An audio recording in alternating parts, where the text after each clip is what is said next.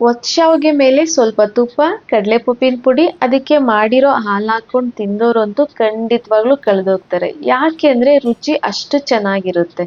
ಸ್ವಲ್ಪ ಜನ ಮನೇಲಿ ಇದನ್ನ ಮಾಡೋದು ಕಷ್ಟ ಅಂತ ಟ್ರೈ ಕೂಡ ಮಾಡಿರೋದಿಲ್ಲ. ಸೊ ನಾನಿವತ್ತು ಈ ವಿಡಿಯೋದಲ್ಲಿ ತುಂಬ ಸಿಂಪಲ್ ಆಗಿ ಮನೆಯಲ್ಲೇ ಒತ್ತು ಶಾವಿಗೆ ಮತ್ತು ಹಾಲನ್ನು ಹೇಗೆ ಮಾಡೋದು ಅನ್ನೋದನ್ನ ಹೇಳ್ಕೊಡ್ತಿದ್ದೀನಿ. ಬನ್ನಿ ವಿಡಿಯೋನ ಸ್ಟಾರ್ಟ್ ಮಾಡೋಣ. ಮೊದಲು ಒತ್ತು ಶಾವಿಗೆ ಹಾಲನ್ನು ರೆಡಿ ಮಾಡ್ಕೋಬೇಕು. ಅದಕ್ಕೆ 1 ಕಪ್ ಬೆಲ್ಲ, 1 ಕಪ್ ಹಸಿ ತೆಂಗಿನಕಾಯಿ, ಜೊತೆಗೆ ಸ್ವಲ್ಪ ಅಕ್ಕಿ, ಸ್ವಲ್ಪ ಬಾದಾಮಿ, ಒಂದು 6ರಿಂದ 7 ಏಲಕ್ಕಿ, ಸ್ವಲ್ಪ ಗೋಡಂಬಿ, ಸ್ವಲ್ಪ ಗಸಗಸೆ, ಜೊತೆಗೆ ಸ್ವಲ್ಪ ಬಿಳಿ ಎಳ್ಳನ್ನು ತಗೊಂಡಿದ್ದೀನಿ. ಈಗ ಒಂದು ಮಿಕ್ಸಿ ಜಾರ್ಗೆ ಸಣ್ಣದಾಗಿ ಕಟ್ ಮಾಡ್ಕೊಂಡಿರೋ ಹಸಿ ತೆಂಗಿನಕಾಯಿನ ಹಾಕ್ಕೊಳ್ಳೋಣ. ಅದಕ್ಕೇನೆ ತಗೊಂಡಿರೋಂತಹ ಗೋಡಂಬಿ, ಏಲಕ್ಕಿ, ಬಾದಾಮಿನ ಸೇರಿಸ್ಕೋಬೇಕು. ಇನ್ನು ಉಳಿದಂಥ ಅಕ್ಕಿ, ಬಿಳಿ ಎಳ್ಳು, ಗಸಗಸೆನ ನಾವು ರೋಸ್ಟ್ ಮಾಡ್ಕೋಬೇಕು. ಈಗ ಸ್ಟವ್ ಮೇಲೆ ಕಡಾಯಿನ ಇಟ್ಬಿಟ್ಟು ಕಡಾಯಿ ಹೀಟ್ ಆದಮೇಲೆ ಮೊದಲು ಅಕ್ಕಿನ ಹಾಕ್ಕೊಂಡು ಅಕ್ಕಿ ಸ್ವಲ್ಪ ಕೆಂಪು ಕಲರ್ ಬರೋ ತನಕ ಹುರ್ಕೋಬೇಕು. ನೋಡಿ ಈಗ ಅಕ್ಕಿ ಬಣ್ಣ ಚೇಂಜ್ ಆಗಿದೆ. ನಂತರ ಗಸಗಸೆ ಮತ್ತು ಎಳ್ಳನ್ನ ಹಾಕ್ಕೊಂಡು ರೋಸ್ಟ್ ಮಾಡ್ಕೋಬೇಕು. ಮೀಡಿಯಂ ಫ್ಲೇಮಲ್ಲಿ ಇಟ್ಟು ರೋಸ್ಟ್ ಮಾಡ್ಕೊಳ್ಳಿ. ಎಳ್ಳು ನೋಡಿ ಈ ಥರ ಚಟಪಟ ಅನ್ನೋದಕ್ಕೆ ಸ್ಟಾರ್ಟ್ ಆಗುತ್ತೆ.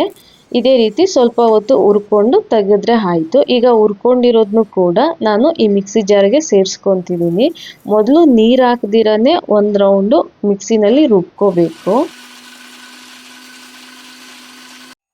ನೋಡಿ ಈಗ ಒಂದು ರೌಂಡ್ ರುಬ್ಬಿದಾದ್ಮೇಲೆ ಈ ರೀತಿ ಇದೆ.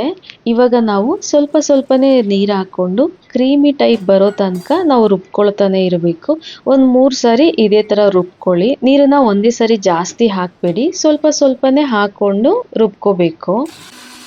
ನೋಡಿ ಈಗ 2ನೇ ರೌಂಡು ರುಬ್ಬಿದಾಗ ಈ ರೀತಿ ಬಂದಿದೆ. ನಾನು ಇವಾಗಲೂ ಕೂಡ ಸ್ವಲ್ಪ ನೀರನ್ನು ಸೇರಿಸಿ ಮತ್ತೆ ರುಬ್ಕೊಳ್ತೀನಿ.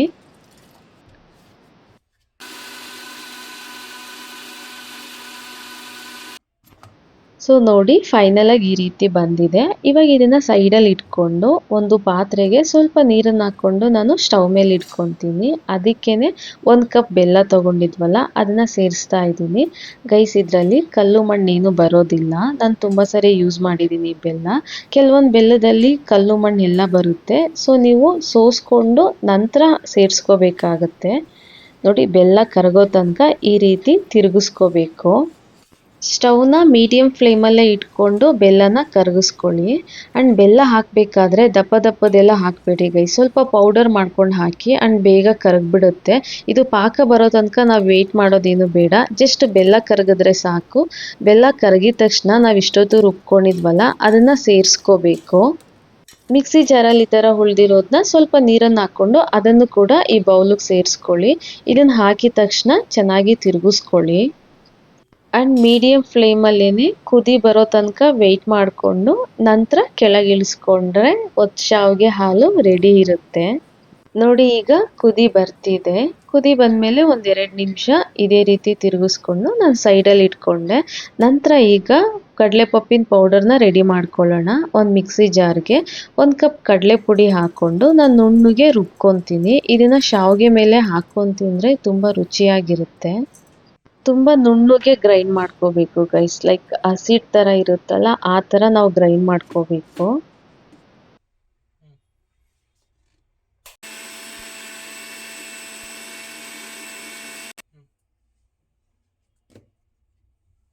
ನೋಡಿ ಈಗ ಕಡಲೆಪಪ್ಪಿನ ಪೌಡರ್ ರೆಡಿ ಆಗಿದೆ.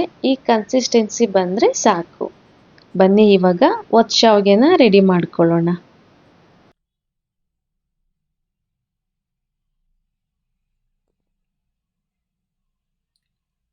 ಗೈಸ್ ನಾನಿಲ್ಲಿ ಅಕ್ಕಿ ಹಿಟ್ಟನ್ನು ಬಳಸ್ಕೊಂಡು ಒತ್ತು ಶಾವಿಗೆ ಮಾಡ್ತಾ ಇರೋದು. ಮೊದಲು ಅಕ್ಕಿ ಹಿಟ್ಟನ್ನು ಜರಡಿ ಹಿಡಿದ್ಬಿಟ್ಟು ಸೈಡಲ್ಲಿ ಇಟ್ಕೊತೀನಿ. ನಂತರ ಒಂದು ಮುದ್ದೆ ಪಾತ್ರನ ತಗೊಳ್ತೀನಿ. ಅದಕ್ಕೆ ಈ ಕಪ್ಪಲ್ಲಿ 6 ಕಪ್ ನೀರನ್ನು ಹಾಕ್ಕೊಳ್ತೀನಿ.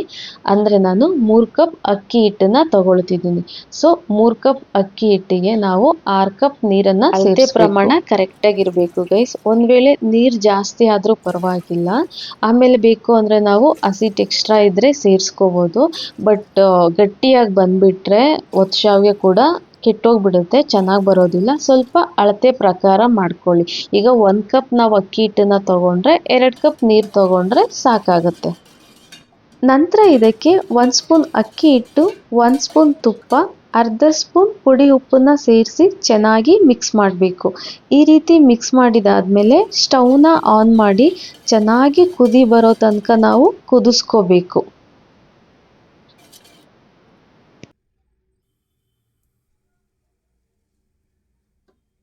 ನೋಡಿ, ಈ ರೀತಿ ಕುದಿ ಬರೋ ತನಕ ವೆಯ್ಟ್ ಮಾಡಬೇಕು.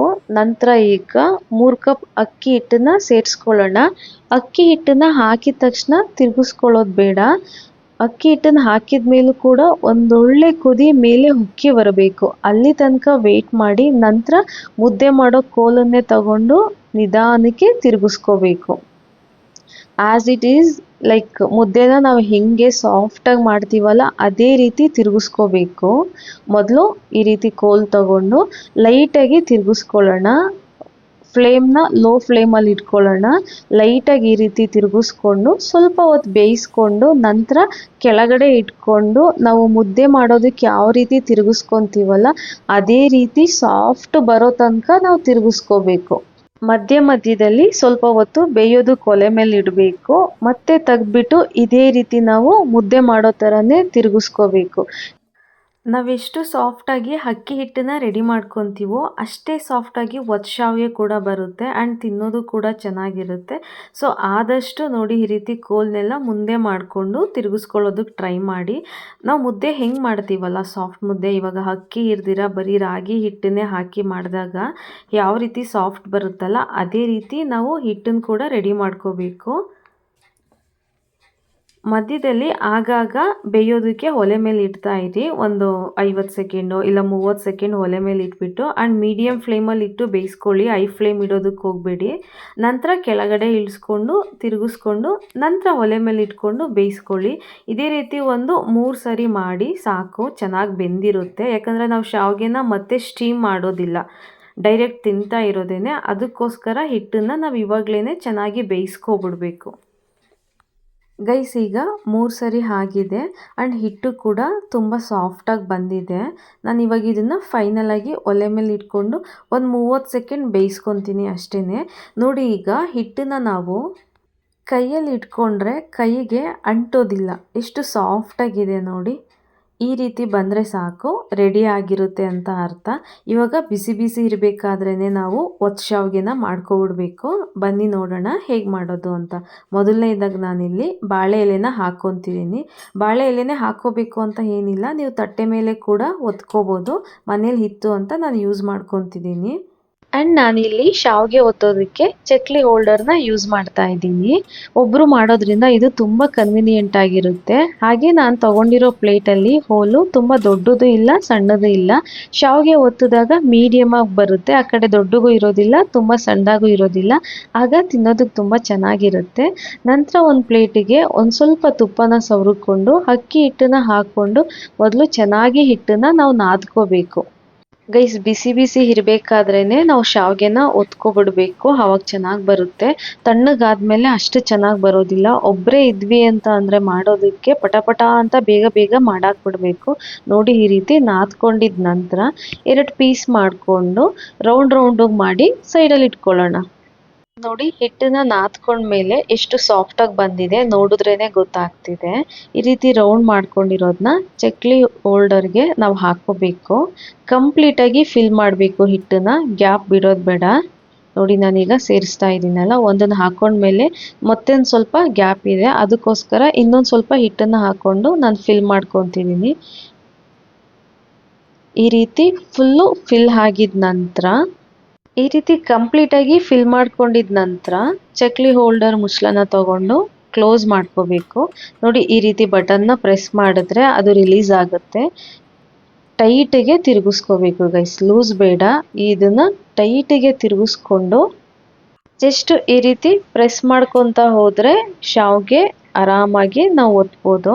ನೋಡಿ ಎಷ್ಟು ಆರಾಮಾಗಿ ಬರ್ತಾ ಇದೆ. ಒಬ್ಬರೇ ಇದ್ರೂ ಕೂಡ ಆರಾಮಾಗಿ ಚಕ್ಲಿ ಹೋಲ್ಡರಲ್ಲಿ ನಾವು ಶಾವಿಗೆನ ರೆಡಿ ಮಾಡ್ಕೊಬಿಡ್ಬೋದು. ರಿಯಲಿ ಗೈಸ್ ಇದು ಒಬ್ಬರೇ ಮಾಡ್ತಾ ಇದ್ರೆ ಸಿಕ್ಕಾಪಟ್ಟೆ ಕನ್ವಿನಿಯೆಂಟ್ ಆಗಿರುತ್ತೆ. ಚಕ್ಲಿ ಹೋಲ್ಡರಲ್ಲೇ ನಾವು ಆರಾಮಾಗಿ ಶಾವಿಗೆನ ಒತ್ಕೊಬಿಡ್ಬೋದು. ನೀವು ನೋಡ್ತಾ ಇರ್ಬೋದು. ಆ್ಯಂಡ್ ಉದ್ದಕ್ಕೂ ಬರುತ್ತೆ, ಆ ಕಡೆ ದೊಡ್ಡದು ಇಲ್ಲ ತುಂಬ ಸಣ್ಣದು ಇಲ್ಲ, ಮೀಡಿಯಮ್ ಆಗಿದೆ ಸೈಜು. ಜೊತೆಗೆ ಎಲ್ಲೂ ಕಟ್ ಆಗ್ತಾ ಇಲ್ಲ. ಎಲ್ಲಿ ಬೇಕೋ ಅಲ್ಲಿಗೆ ನಾವು ಕಟ್ ಮಾಡ್ಕೋಬೋದು. ನೀವು ಇದೇ ರೀತಿ ಶೇಪ್ ಮಾಡ್ಕೋಬೇಕು ಅಂತ ಏನಿಲ್ಲ. ರೌಂಡಿಗೆ ಬೇಕು ಅಂದರೆ ರೌಂಡಿಗೂ ಮಾಡ್ಕೋಬೋದು, ಅಥವಾ ನಿಮ್ಗೆ ಯಾವ ಶೇಪ್ ಬೇಕೋ ಆ ಶೇಪಲ್ಲಿ ನಾವು ಒತ್ಕೋಬೋದು ಶಾವ್ಗೆನ. ಗೈಸ್ ನೋಡಿದ್ರಲ್ಲ ಎಷ್ಟು ಸಿಂಪಲ್ ಆಗಿ ಮನೇಲಿ ಒಬ್ರಿದ್ರು ಕೂಡ ಹೇಗೆ ರೆಡಿ ಮಾಡ್ಕೊಳ್ಳೋದು ವರ್ಷಾವ್ಗೆ ಅಂತ. ಇದಕ್ಕೆ ಸ್ವಲ್ಪ ತುಪ್ಪ, ಕಡಲೆಪಪ್ಪಿನ ಪೌಡರು, ಹಾಗೆ ನಾವು ರೆಡಿ ಮಾಡ್ಕೊಂಡಿರೋ ಹಾಲನ್ನು ಹಾಕಿ ತಿಂತಾ ಇದ್ರೆ ಗೈಸ್ ಇದೇ ಸ್ವರ್ಗ ಅಂತ ಹೇಳ್ಬೋದು, ಅಷ್ಟು ರುಚಿಯಾಗಿರುತ್ತೆ. ಗೈಸ್ ನಿಮಗೆ ಇನ್ನು ಇದೇ ತರಹದ ಹೆಚ್ಚು ರೆಸಿಪೀಸ್ ವಿಡಿಯೋಸ್ ಬೇಕು ಅಂದರೆ ನನ್ನ ಚಾನಲ್ನ ಇವಾಗಲೇ ಸಬ್ಸ್ಕ್ರೈಬ್ ಮಾಡ್ಕೊಳ್ಳಿ. And thanks for watching my video.